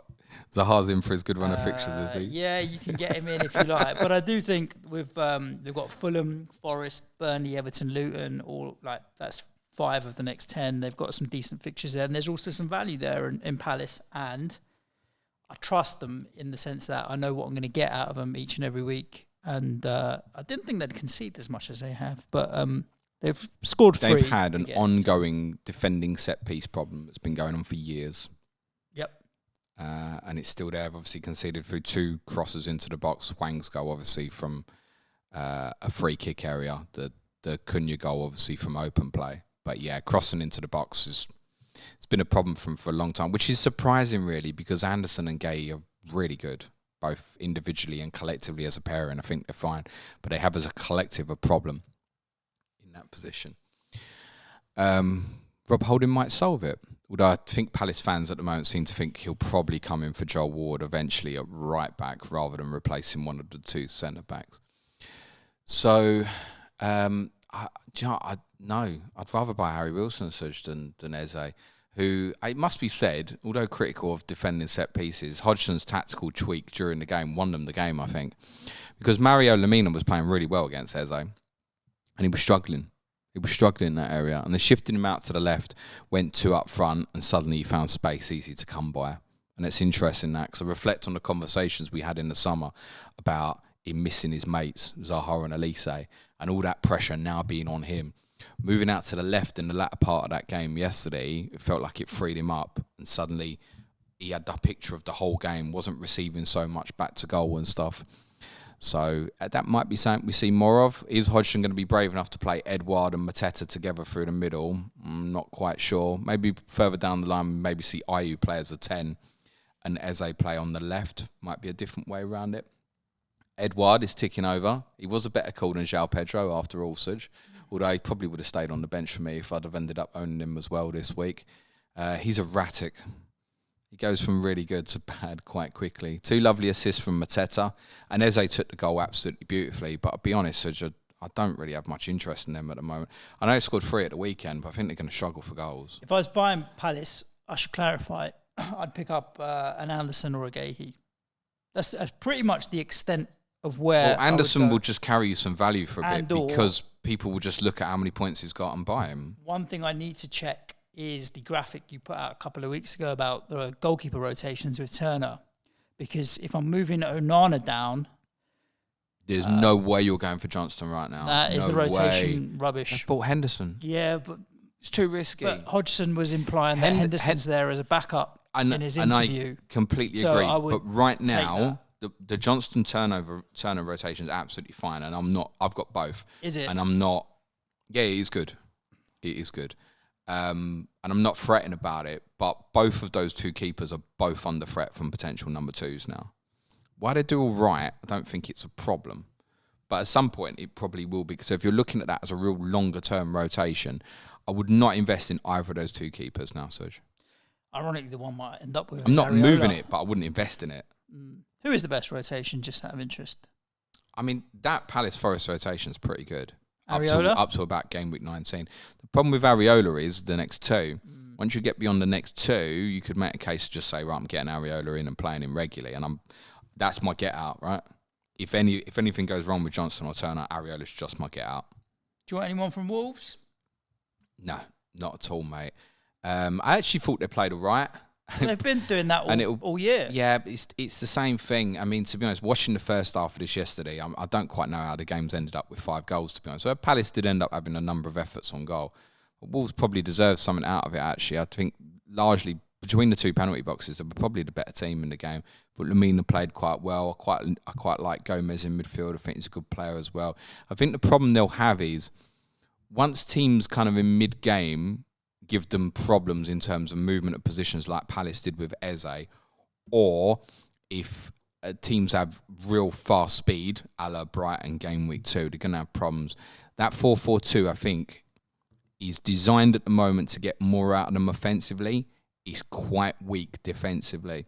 And if you become concerned about them conceding too many goals when we never feel like they'll score a lot, that becomes a bad combination where they'll get sucked in, where actually they're probably better than the other teams that are likely to be in and around there this year. But they won't score enough and they'll probably concede too many. So, yeah, Wolves' assets just, I wouldn't even know where to begin with that. Liverpool 3, Aston Villa 0. This was more like peak Liverpool, to be honest. It looked like they dominated the game. Trent looked, I've only seen the highlights, Trent looked like he had a bit of a weldy, which was primarily playing as a more orthodox right back, but with freedom on occasion to go and get involved in midfield. I'd be interested to know what the triggers were for that happening, because it did happen, but not so often. I like your Szoboszlai shout. I think he's one who looks like he's going to tick over really, really nicely. And he's cheaper than your sort of Odegaard and Maddison profile type player equivalents. Goal or an assist so far. Probably playing a little bit deeper than those other two. It's worth saying, but does look like he's going to chip in. Is he nailed, James? He's first choice. And he'll stay first choice. Looks a really good all-round player, and Liverpool have obviously beefed up that midfield area. McAllister played as the deeper player in this fixture. I don't know if we should read anything into the fact that Liverpool have played 1 3/4 games without Virgil van Dijk and haven't conceded over that period. Gomez and Matip have done pretty well, and obviously Konate has been injured as well. I wouldn't be going Gomez, Matip in any sort of rush, because Konate and Van Dijk will still be first choice. And I don't think, unless I've missed it, Van Dijk's suspension is not going to be extended, so I presume he'll be back for the game week 5 fixture. A lot of people were arguing whether or not it was even a red, so I don't think it's going to be turned into... No, it was his reaction afterwards. Oh, okay. What he said to the referee was what did charged. He say to him? I don't know exactly, but he was charged, wasn't he? So he could be extended. But, I mean, to be honest, if you were going to miss a game, Wolves away as kind of just covered, is fine. I'm pleased for Núñez that he started. Pretty unlucky not to get more than the 2 assists. It's the chaos. Have you seen the miss where he heads it wide, Suj? I did. Where he thinks I'm going to have to volley it, doesn't he? Is what he thinks. And then he thinks, I can't get my foot high enough. So he tries to adjust.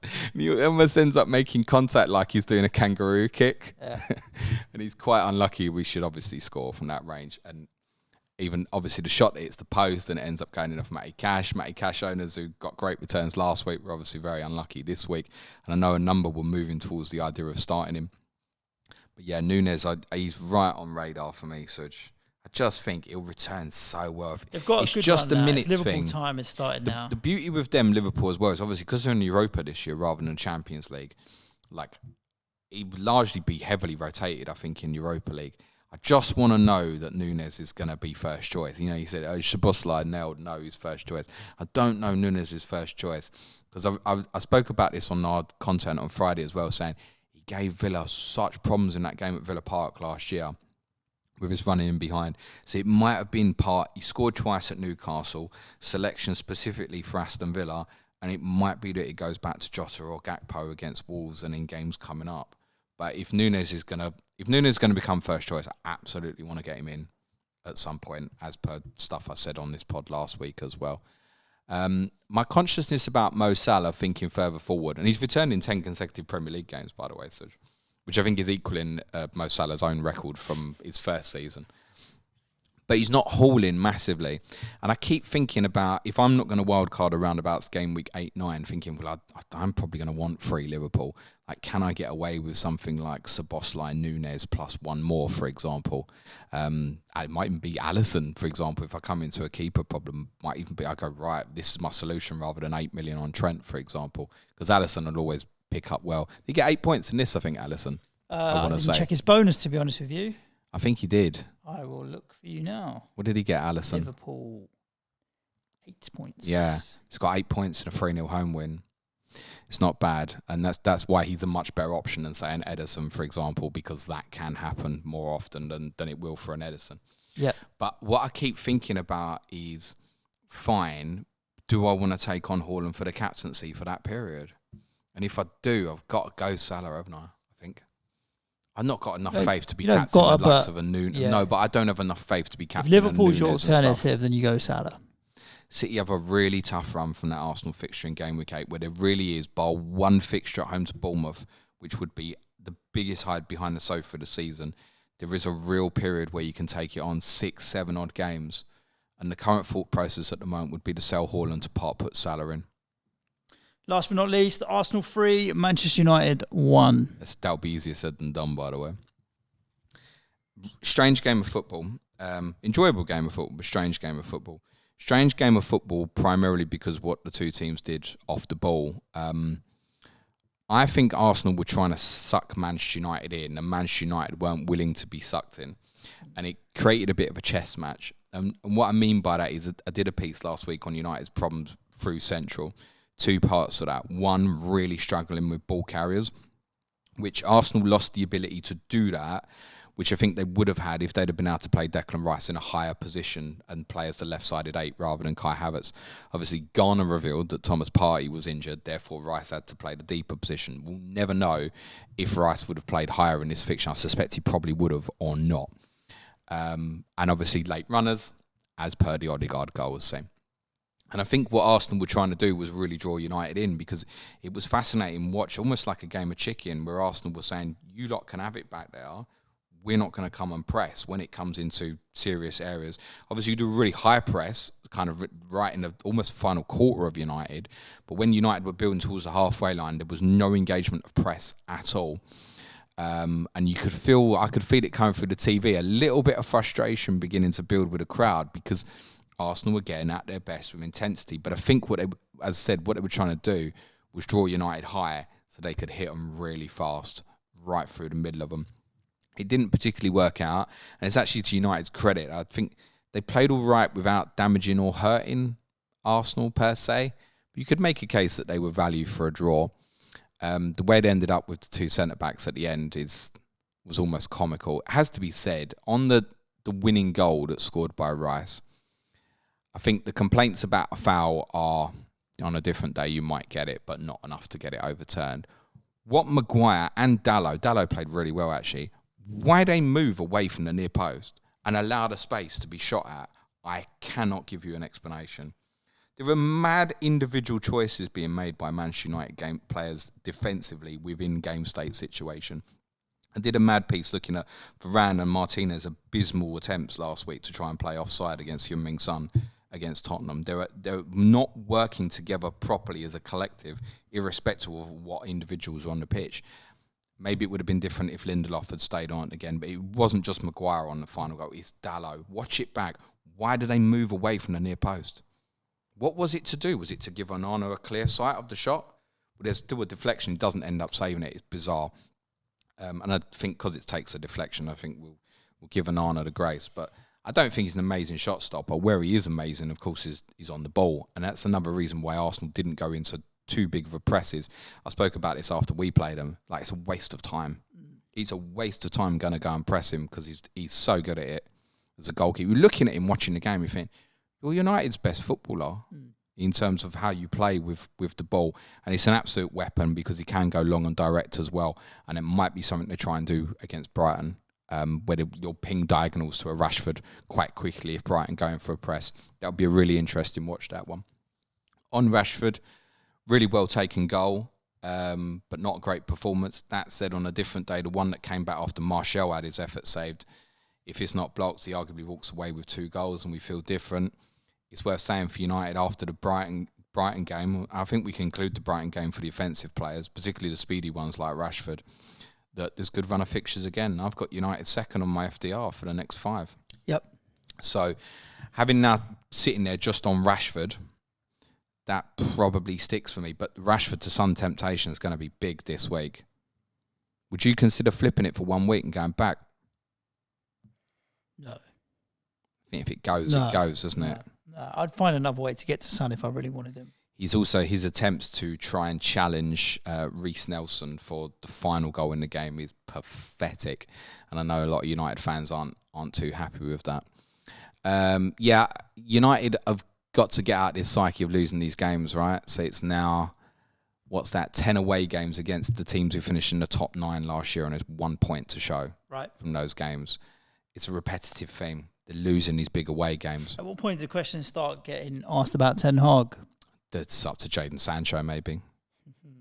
So you've probably seen that. Sancho left out the squad. It's basically come firing for the manager, saying, I've been training fine this week and stuff. So, yeah, well. I think it's... Ten Hag didn't say Sancho was bad in training. What did he say? He said it's because of his performance in training. That's what he said. But it doesn't mean he was bad. It just means he wasn't good enough. Okay. Do you know what I mean? He's not said he's been shit and rubbish. Not good enough to be on the bench. But he didn't say he was not good enough. He just said it was because of training. Like what I see on the training pitch. When they've got injuries like Varane, Shaw, etc. Don't get me wrong. I realise it's not comparable, but you should probably still be on the bench. But he didn't call Sancho out. Like, he didn't say I want to see more from him, he's rubbish or whatever. He just said it was because of watch his training. Okay.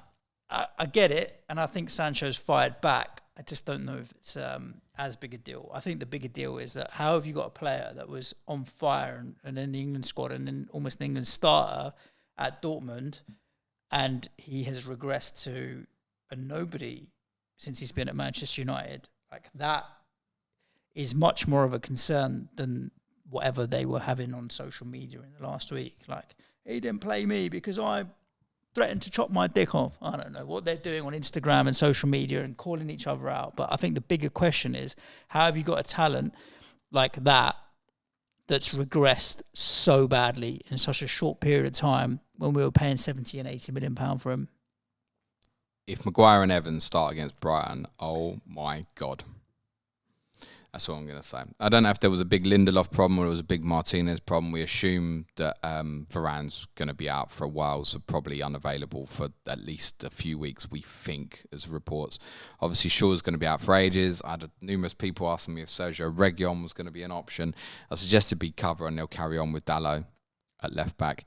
That, with Maguire and Evans, that's 5th and 6th choice for United, because he would play Luke Shaw if he was available at centre-back and play Dalot at left-back before playing Maguire and Evans. He's literal 5th and 6th choice centre-backs, and they haven't got any speed between the two of them. So I can't think of a worse team to play against than Brighton if that's the situation they end up with. They'll have to end up deep and just playing Brighton on the counter-attack, which, as Suj will testify, he's probably the best way to play them. Yeah, but it's more difficult. They can't do that. It's more difficult for Manchester United to do that at Old Trafford in front of that crowd. Won't be able to do that. No, and they're not obviously used to it in quite the same way. For Arsenal assets, look, none of them returning particularly big at the moment, but I'm certainly in no desperation to move any of them on. Everton fixture's obviously good. I know they lost it last year, but it is a good fixture. Tottenham at home is a fixture that they always win. Expect goals in it. I mean, it's not going to be 0-0 when we go to the Emirates, for example. Then they go to Bournemouth. Then there's a tougher run for 3 or 4 games. Then it comes nice again. Saka's one I just look at and I just think you're staying. You're going absolutely nowhere. Martinelli, I'm prepared to potentially flip around, especially with the Champions League starting. We have to recognise that there's going to be some rotation. I think will come up at some point. On Gabriel, that'll probably stick now. That's possibly subject to how injured Thomas Partey is, but I think the fact that Zinchenko's back and Gabriel's now got in, it'll probably stick. So if you are one of those who is still on it, he probably does start against Everton in game week 5. That said, I'll predict him to start all 4 games. I had to be right eventually, Suj. Well, yeah, a broken clock is right twice a day, James. Also, you mentioned about going Jesus. I wouldn't guarantee that it will go straight back in. Arsenal might ease him. No, this is in a little bit again against Everton. In a little while recommendation rather than steaming right now for sure. Cool. That's a wrap up of all of the games, James. Being international break, obviously there's no Premier League football or deadlines or anything else to worry about the rest of the week. What content do we have lined up for everybody? Clash of Correspondence tomorrow, I think, although days might change. But I'm meant to be recording with Mark and Jack later. That's Nottingham Forest against Burnley. Jack's trying to bottle it, quite frankly, with Mark Summers and Jack Toney. That's planned out for tomorrow. That's part of a double Clash of Correspondence header for you this week. Manchester United, Brighton with Gary Robinson and Sam Murray on Thursday. And we'll also be covering Newcastle Brentford next week as well before game week 5 with Simon Bibby and Tom Med. Wednesday, Clayton's going to do Sky Fantasy Football podcast with me because Suj is disappearing for other work matters. And Clayton's playing the game for the first time this year. So we're going to have a little bit of a focus on learning lessons early on for new players in Sky as well. Friday is a planned stream, but that could move to tomorrow if Jack really has bottled. I think it's the first time I've ever arranged a Clash of Correspondence with a correspondent just after my team's played them, and they've not come onto the Zoom call laughing at me. Is it? I won't be laughing at Jack, but I think he's not in a good state. But do ask him about his pie because he did seem to enjoy it, and at least there'll be some happiness there. I think Jack left at about 4:25 on Saturday. He sent me an email. I was on the coach and still hadn't left Burnley. He sent me a picture. He was in his house. Nice. What do the patrons have, James? Q&A today, tomorrow. Oh, God, what are we doing? Transfer window show. Wrap up the deadline day deals done. Wednesday will be Tottenham. So me and Clayton doing a chat on the North London clubs. We're both doing quite well at the moment. I suppose we're all quite happy in this part of the world. Thursday is Money in Football, Life After Football. That was a podcast that you wanted to do. And Friday, I'm doing something very different, a bit of a solo effort called Being Dad on my boy's first day at school. When is it? Friday. Oh, lovely jubbly. Interesting. My boys go back on Thursday, but then they're obviously a bit Starts with like 4 half days, so my schedule's a bit brutal. Yeah. Let's see how he gets on. Exciting times. I expect him to be expelled by Monday. Nah, mate. It's perfectly fine. My youngest went into school at reception, and she's not his teacher, but she's the head of the junior school or whatever. So she looked after reception year 1, year 2, whatever it was called, Mrs. Turk. And first day in, and he's just smiling, grinning face. Hello, Mrs. Turkey. It was just the shock in like his actual teacher's face because she was quite a bit of a Mrs. Trunchbull, Matilda type shit. Oh no, Aaron, you can't call her that. He's like fucking 4 years old, right? You got to do some pretty bad shit to get expelled at 4 years old, James. So let's see. Tune into that on Friday. But to do that, might be the last ever Planet FPL podcast game week review. To listen to that, you have to be a patron, which means you have to go to patreon.com/Planet FPL, where you can find out all about joining the Patreon community, which includes a vibrant bunch of 700-800 people on Slack. Much better away days than the Fulham one. Well, yeah. We'll see how long those continue for. We also have some prize leagues and other additional content that James has mentioned as well. So if you want to support the show, you enjoy what we're pumping out, then head over to patreon.com/Planet FPL. We'd love to have you over there. I've got quite a couple of days because I've got to go and work. But in the meantime, Clayton will be coming in and holding the fort. And I'll be back at you on Thursday. Stay safe. Ciao for now. Thanks, everyone. Play it your way. Be nice to each other. Cue music, please, man-child.